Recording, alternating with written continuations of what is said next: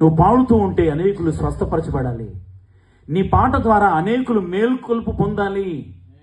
నీ పాట ద్వారా హెచ్చరించబడాలి. నువ్వు పాడుతున్నటువంటి పాటల్లో ఉన్నటువంటి అర్థాన్ని గమనించిన వారై దేవుని యొక్క సన్నిధిని అనుభవించాలి. దేవుని బిడ్డలారా, పాటలు, రకరకాల పాటలు ఉన్నాయి. పాటల్లో ఉండే ఆ మర్మాన్ని, ఆ పాటలో ఉండే హెచ్చరికలను, ఆ పాటల్లో ఉండే ఆ బుద్ధి కలిగించే మాటల్ని మన జీవితాలకు తీసుకొని ఆ వాక్యం ద్వారా మనం ఆశీర్వదించబడాలి. దేవుని బిడ్డలారా, ఆమేన్. ఈ రోజున ప్రభువు మనందరినీ దర్శిస్తున్నాడు.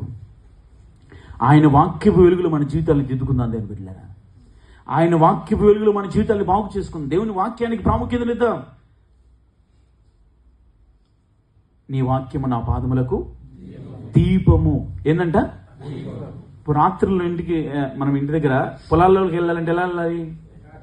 టార్చ్ లైట్ పట్టుకొని ఏం పట్టుకోవాలి? చెప్పండి మీ చేత్తో. మరి బైబిల్ లేకపోతే ఎట్ట నీకు? బైబిల్ను దులుపుకొని వస్తున్నారు కొంతమంది.